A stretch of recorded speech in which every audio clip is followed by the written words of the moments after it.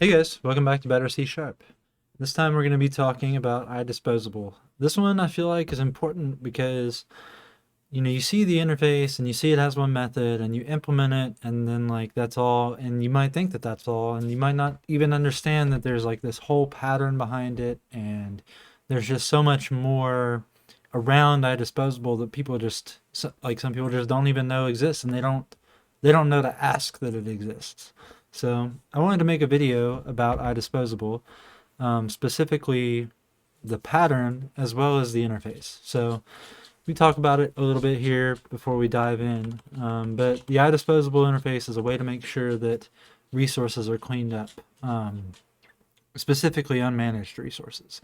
So you might, in many cases, you'll probably be calling dispose on managed resources, but that will be freeing unmanaged resources like down the line. So that's the whole point, is to free up unmanaged resources.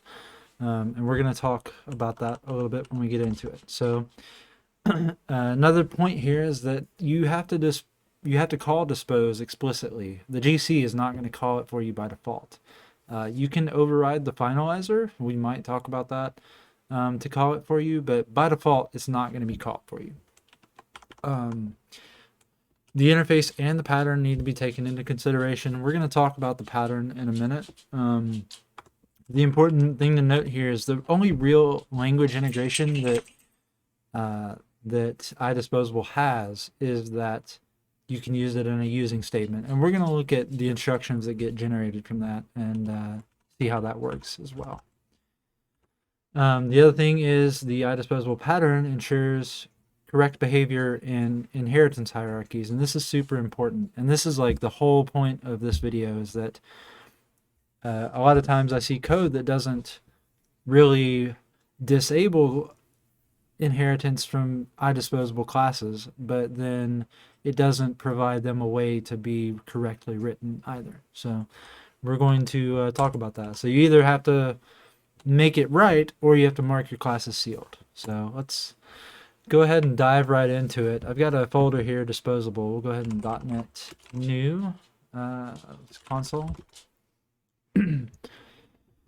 All right, and we will invim here. And so we've got this, we got our typical starting thing. Let's talk about IDisposable. So the way I see IDisposable implemented, which is incorrect, so don't do this, is typically something like this. I'll see something like class vehicle implements IDisposable, and then they'll just have public void IDispose, and something like, we're going to say that the vehicle has an engine and we have to get rid of it, right? So console.write line got rid of engine. And this is like,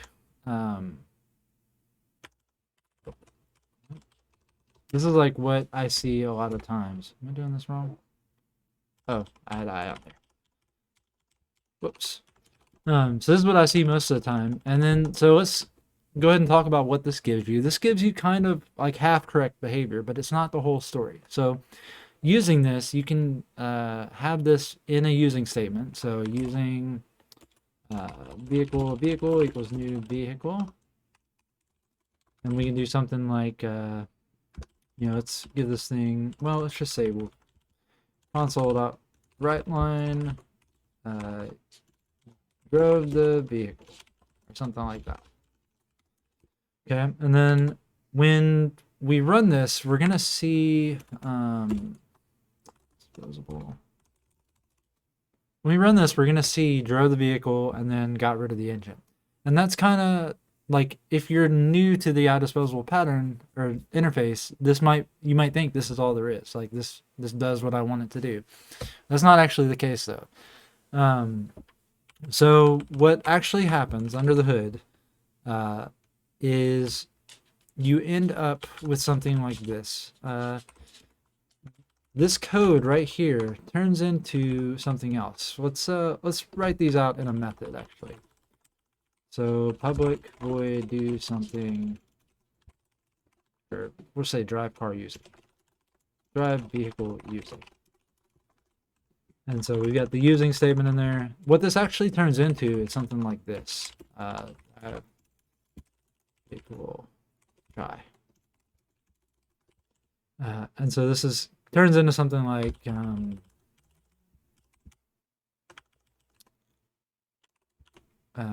vehicle is a new vehicle, and then try, and then catch, or not catch, sorry, finally. And then something like IDisposable of vehicle dot dispose. So when we run this, if we do drive, I guess they need to be static. So we can call them drive vehicle using, and then drive vehicle try. So both of these will give us the same output, or they should give us the same output. Okay, so we drove the vehicle and then we got rid of the engine. If you actually look at what is happening here, there's a tool you can have called you can grab called Disassembler. So it's .NET tool install -G for global .NET ILDSM. I already have it, so we don't need to do that. But if you run that against your binary, so bin debug.net and then disposable.dll, it'll dump out the instructions, that the IO instructions that are actually there. So we're going to pipe this into into nvim and take a look. So if we look at drive vehicle using, is right here. This is what's actually generated, and you can't see it here. There's actually a table that has a listing of all the try, catch, finally instructions, and there's kind of traces of it here you can see. So right here we're creating the new instance. We're calling right line right here with drove the vehicle, so we're loading up the string and calling it, and then right here there's this leave s, and this is the first kind of artifact of a try catch. The only way to get out of a try block is with this instruction, and this basically says, or this instruction, or the leave instruction, and this basically says, hey, I want to leave the try, and when we're done we need to go to IL0021, which is just return. And then so basically this looks like this, right? Right there. So that's kind of what that looks like. And then you can kind of see the finally is right here. So this is just us calling IDisposable.dispose on the class. So this kind of looks like this. And you can see the end finally right there as well. So this is kind of what gets generated in the IL code. And this is going to be super important. So the thing that's super important here is call vert, and then this IDisposable part, right? And if you look at our try method of this, so this is drive vehicle try right here. It's the exact same thing. So we've got our new object right here. So this is really kind of like try right here. And our leave s again is right there. And then a finally kind of like right here. So it's the exact same instructions.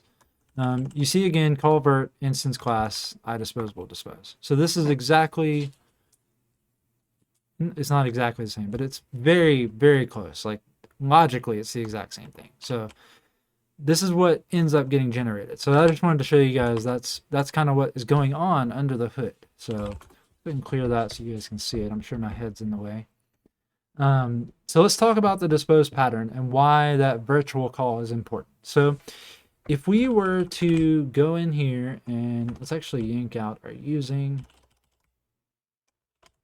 and put it in here, and then we'll just 18dd. Okay. So doing something like this, if we were to inherit from vehicle, so class bus inherits from vehicle, right? And we wanted to do something like, hey, bus has its own things that it needs to get rid of, its own disposable things that it needs to get rid of when we're done with it.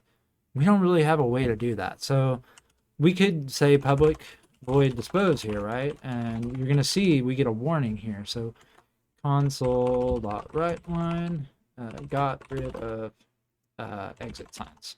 Or exit signs are disposable. Our unmanaged resources. And we'll look at some actual unmanaged resources in a minute when we get to the pattern.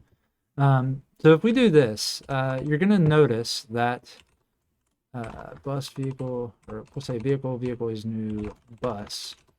So let's talk about this for 1 second. We have this warning here, and it says bus dispose hides inherited member vehicle dispose. Use the new keyword if hiding was intended. What this means is that if you have a variable that is bound to a bus instance, like you're addressing this variable as a bus, then you're going to get this method called. But if you're calling it from a base class, so you're like you have a bus bound to a vehicle variable, then you're going to get this other instance. So let's look at what that looks like real quick. So let's say bus equals new bus dot dispose, and then let's do vehicle other bus equals new bus, and then other bus dot dispose. So if we look at this and we run this, find it. There we go. You're going to notice that on the bus side, we got rid of the exit signs, and on the vehicle side, we got rid of the engine. And neither one of these does the correct behavior, which is to get rid of all the things, right? And that is the whole point of the dispose pattern. So let's talk about the dispose pattern and why it's important, and how to implement it. So this is why it's important. We need to talk about how to implement it. So if you've ever implemented IDisposable before, maybe you've like been in Visual Studio or another tool, and you end up seeing something like something like implement interface down there at the bottom left, or implement interface with dispose pattern. This dispose pattern is actually what you want to use, and here's how it gets laid out. We're going to talk through each point of this. So my dog is here wanting some lovin's. This is what it lays out for you. So what you end up with is you get a dispose on the base class. So you want to do this on your base class, your most generic class, right? And then on top of that, you call a virtual dispose. So from our actual dispose down here, we're going to be calling this dispose. And that is how we can actually override this now. So down in bus, so let's just go back to what we had. So in here, we're going to say console.writeLine. Actually, let's keep our comment there. I want to talk about that. Console.writeLine got rid of the engine, right? And then down in here, instead of doing virtual void dispose, by the way, it says you can write new in there if hiding was intended. That doesn't change anything. The behavior would still be the exact same. It just gets rid of the warning. So what we actually want is to mark this override and override the actual one. So full disposing, right? And oh, it's not public. Protected. All right, so now if we run this code, I believe we should get the right thing. We should be getting rid of exit signs and engine both times. But we did. What happened? Oh, right. We did not call our base. So that's important. So this is also very important. You want to call base.dispose in your overridden one. So that's point number 1. Okay, so now we've actually got the correct behavior. We're getting rid of both the exit signs and the engine from both types of variables, because they're both buses, right? We have exit signs to get rid of, and we have engines to get rid of. But before, we didn't have a way to describe it because dispose wasn't virtual. And we can't mark the IDisposable dispose virtual because it's part of an interface. It's not, we can't do that. So let's talk about the dispose pattern some more. And this is not the full story right here either. We're going to talk more about this. So there's more to do here. more stuff here.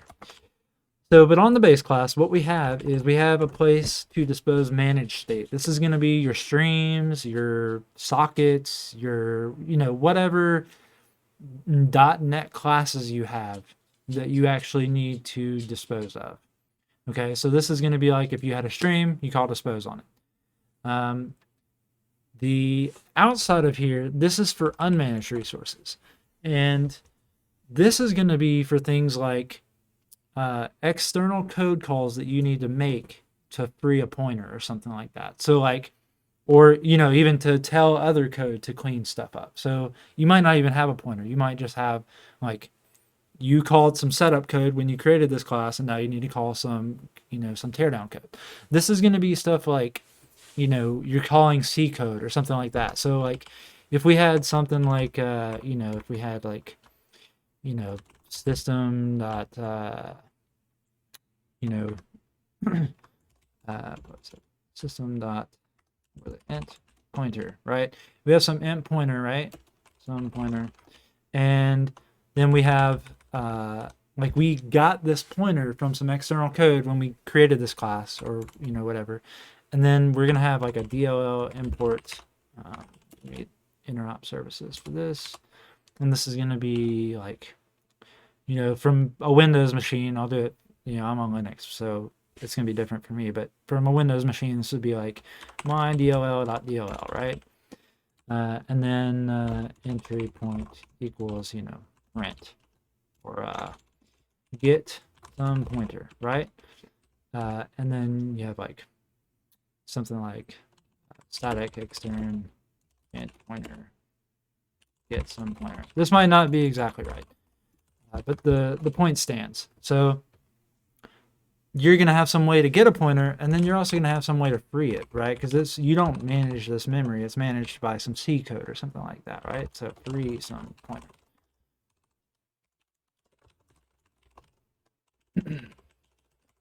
This should be ER. So down here, when you're freeing unmanaged resources, this is where you're going to call like free some pointer, right? And this actually should take in our int pointer and be void.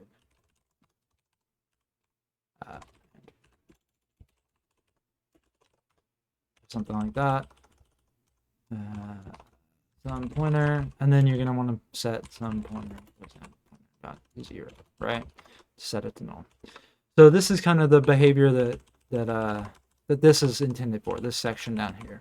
So most of the time, your disposables are probably just going to be wrapping .NET disposables, and so almost probably 80% of the time, most of your code is going to go in here. And unless you're actually talking to C code or like some other code that manages its own memory through a C interface, it could be Rust, it could be C++, it could be whatever. You're probably not going to have stuff out here.